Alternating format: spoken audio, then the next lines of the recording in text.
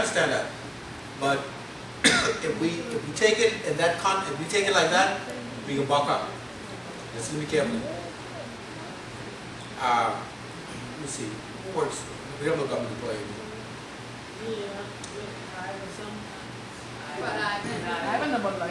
Okay, no, but I don't want to get into your personal business, but as a government employee, you all have benefits, right? Yeah. Now, watch this. Can you qualify? Not you, but anyone else? Can anyone else qualify for the benefits he got? No. Why? No, we don't work for government. So Sister Sheila, now, if you are hired by the government, you entitled to the benefits that the government gives its employees, right? So if you didn't have a covenant with God, don't forget, see, the scripture is clear. The Bible said, when the woman wanted to be healed, Jesus said, it's not right to take the children's bread and give it to the dog. What he was saying, dog? Tell me what he was saying, dog. He said to the Jews, because you have no covenant. So I don't owe you nothing. Now you see how clear it is? So when he was talking to the Beatitudes, he was talking to Israel, not to us, because we weren't in covenant. We weren't in covenant at the time. We came into the covenant at Calvary. Therefore, the epistles are primarily to us because it speaks about the benefits of the new covenant.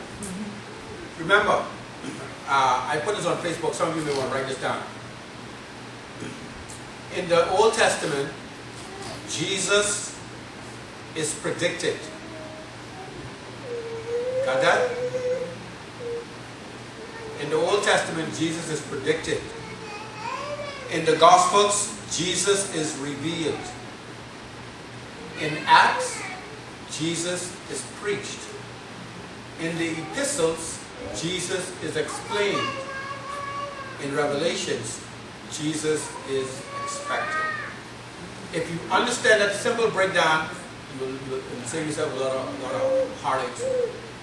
What comes after Acts? What's that? In Acts, he's preached. I'm going to repeat again. In the Old Testament, Jesus is predicted. The whole Old Testament predicts the coming of Jesus. In the Gospels, Jesus is revealed. In Acts, Jesus is preached. In the epistles, which will be from Corinthians to Jude, Jesus is explained. The epistles explain the meaning of the new covenant. In Revelations, Jesus is expected because he comes back and he reigns. I'll repeat it one more time. In the Old Testament, Jesus is predicted. In the Gospels, Jesus is revealed. In Acts, Jesus is preached.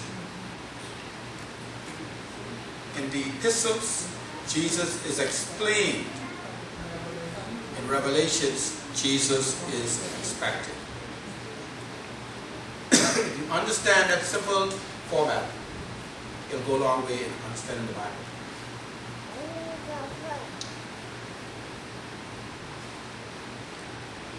So when it says, let your light let your, at the time when it said that, it was talking to Jews who did not let their light shine. They didn't point us to Messiah, which what they were supposed to do. They were supposed to be a light to the nation, and they failed. So God sent Jesus to be a light to the Gentile. Wonder Twin number 1. Turn to Isaiah 42 verse 6, please. Because of the failure of Israel, God's plan, God don't have no backup plan. God had one plan. But God knew exactly what's going to happen before it happened. That's why Jesus Christ was the Lamb slain before the foundation of the world. 42:6. 42:6.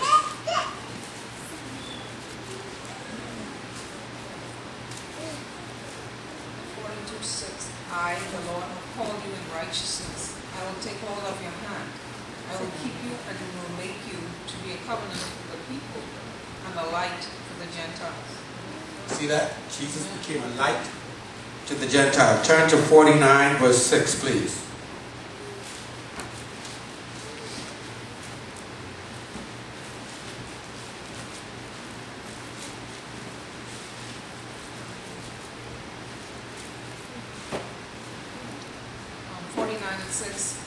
He says, "It is too small a thing for you to be my servant, to restore the tribes of Jacob and bring back those of Israel I have kept. I will also make you a light for the Gentiles, that you may bring my salvation to the ends of the earth." That's enough to make an Egyptian mummy shout. Did you all see that? Please read that one more time. Notice what he's going to do. He says, "It is too small a thing for you to be my servant, to restore the tribes of Jacob and bring back those of Israel I have kept. I will also make you a light for the Gentiles, that you may bring my salvation to the ends of the earth." Did you see that? Now, because Israel messed up, Israel also needed to be restored. Yeah. So what it says here, that you will bring, that thou shouldest, and he said, "Is this a light thing that thou shouldest be my servant?" That meaning Jesus Christ, Jesus would become the son and become a servant, to raise up the tribe of Jacob and to restore and preserve Israel. So Israel needs to be restored, and Jesus does that. And that's still futuristic. And it says, "I will give thee for a light to the Gentiles," that's you and I, "that thou mayest be my salvation unto the end of the earth." Turn to chapter 60, verse 1 and verse 3, please. Isaiah 60, 1 and 3.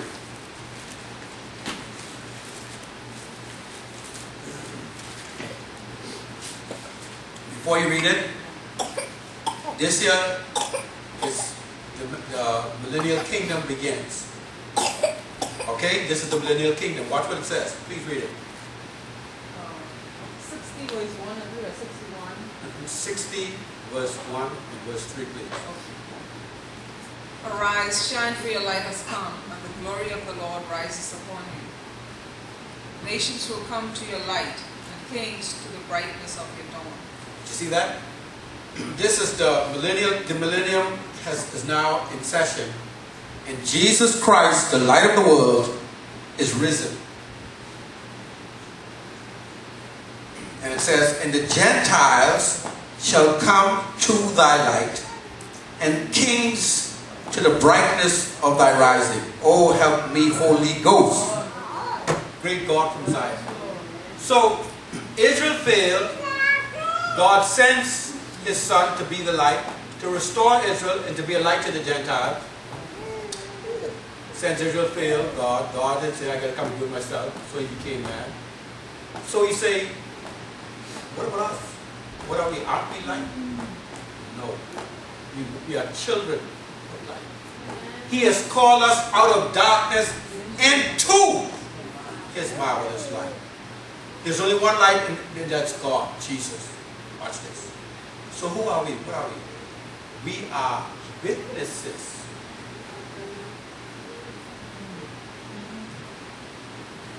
That's what we are. We are witnesses.